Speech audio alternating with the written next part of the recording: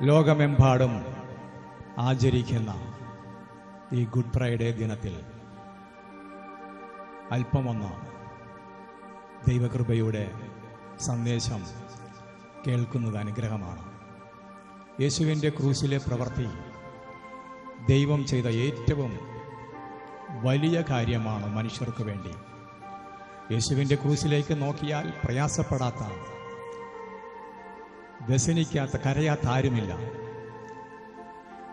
എന്നാൽ യേശുവിൻ്റെ ക്രൂശിലേക്ക് നോക്കുമ്പോൾ ആ ക്രൂശിലെ യേശുവിനോട് കൂടെ നിന്നെയും നമ്മെയും കണ്ടാൽ അതാണ് നമ്മുടെ ജീവിതത്തിലെ ഏറ്റവും അനുഗ്രഹം. എൻ്റെ മരണം, നമ്മുടെ മരണമാണ് യേശു തൻ്റെ ശരീരത്തിൽ ഏറ്റെടുത്തത്. ആ യേശുവിൻ്റെ ക്രൂശിലേക്ക് നോക്കി യേശുവിനെ കാണാതെ നിന്നെ കണ്ടാൽ മാനസാന്തരമുണ്ടാകും. മാനസാന്തരമില്ലാത്ത ക്രൂശിലെ നോട്ടമൊന്നും രക്ഷയ്ക്കായി, പുനർജന്മത്തിനായി ഗുണം വരുന്നില്ല. യേശുവിൻ്റെ ക്രൂശിലെ യാഗം നമ്മുടെ പാപങ്ങളെ, ജന്മപാപത്തെ, കർമ്മപാപത്തെ മായ്ച്ചു കളഞ്ഞ് പുനരുദ്ധാനം തരുന്നതാണ്, പുനർജന്മം തരുന്നതാണ്. ആ ജന്മത്തിലേക്ക് കടക്കുന്ന ഒരു സന്തോഷം യേശു തൻ്റെ ശിഷ്യന്മാരെ പഠിപ്പിച്ചു. യേശു യെരുശലേമിലേക്കുള്ള യാത്രയിൽ 3 പ്രാവശ്യം തൻ്റെ ശിഷ്യന്മാരെ പഠിപ്പിച്ചു, ഞാൻ യെരുശലേമിലേക്കുള്ള യാത്ര ഇങ്ങനെ സംഭവിക്കും. മൂപ്പന്മാരാലും ശാസ്ത്രിമാരാലും പരീശന്മാരാലും ഉപദ്രവമേറ്റ് കൊല്ലപ്പെട്ട 3-ാം നാൾ ഉയർത്തെഴുന്നേൽക്കുമെന്ന ശിഷ്യന്മാരെ പഠിപ്പിച്ചാണ് യേശു തൻ്റെ യാത്ര ക്രൂശിലേക്ക് തുടർന്നത്.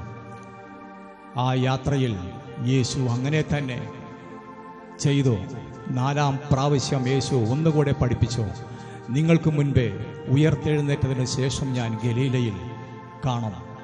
യേശു ഉയർത്തെഴുന്നേറ്റ സമയം മഗ്ദലക്കാരത്തി മറിയ ആ കല്ലറയ്ക്കിൻ്റെ വാതിലിരിക്കുമ്പം യേശുവിൻ്റെ സ്നേഹമുള്ള ആ സന്ദേശം ദൂതൻ വന്ന് പറഞ്ഞു, നിങ്ങൾക്ക് മുൻപേ അവൻ പോകുമെന്ന് പറഞ്ഞ സ്ഥലത്ത് അവനുണ്ട്, അവിടെ ചെല്ലുവൻ എന്ന് പറഞ്ഞു.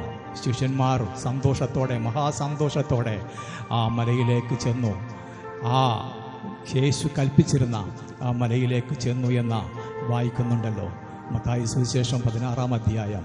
അവിടെ വെച്ച് യേശു തൻ്റെ ശിഷ്യന്മാരോട് പറഞ്ഞ വാക്കാണ്, നിങ്ങൾ ലോകത്തെല്ലായിടത്തും പോയി കർത്താവ് എന്തൊക്കെ പഠിപ്പിച്ചോ അതെല്ലാം പ്രമാണിപ്പാൻ തക്കവണ്ണം ഉപദേശിച്ചും കൊണ്ട് സകല ജാതികളെയും ശിഷ്യന്മാരാക്കിക്കൊള്ളുവാൻ.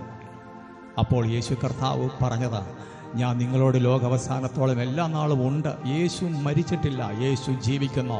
അതാണ് ഒരു ക്രിസ്തുവിലുള്ള ക്രിസ്ത്യാനിയുടെ സന്തോഷം, യേശുവിൻ്റെ മഹാസന്തോഷം. ഞാനും ജീവിക്കും, യേശുവിൽ ഞാനും ജീവിക്കും. അപ്പോസ്തലനായ പൗലോസ് ഇങ്ങനെ ഒരു വാക്യം പറഞ്ഞു, ക്രിസ്തു നിങ്ങളിൽ ഉരുവാകുവോളം പ്രസവവേദന അനുഭവിക്കുന്ന ആ അനുഗ്രഹമായ സന്ദേശം. യേശു ക്രിസ്തുവിൽ ഒരുവൻ വന്നാൽ, യേശുവിനെ കണ്ടാൽ, യേശുവിൻ്റെ സ്നേഹത്തിൽ അവനായാൽ, ആ ക്രൂശിലേക്ക് അവനെ സമർപ്പിച്ചാൽ അവനിൽ ക്രിസ്തു ഉരുവാകുവാൻ തുടങ്ങിയെന്ന. അപ്പോൾ മാനസാന്തരം ഇല്ലാത്ത ക്രൂശിലെ നോട്ടമൊന്നും പുനർജന്മം കിട്ടില്ല.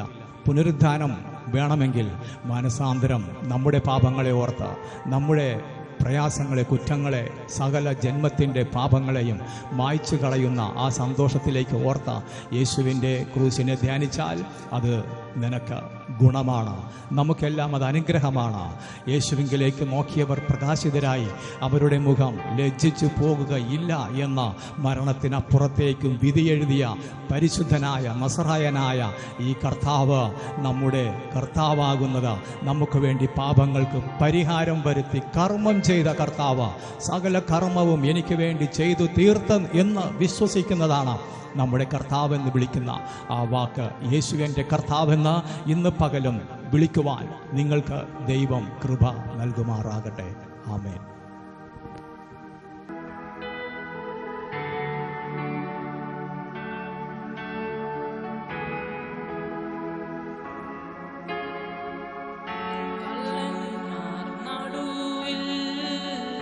തേജസ്സായി പൊന്മുഖം ആയിരം സൂര്യനെ വെല്ലുന്ന ശോഭയിൽ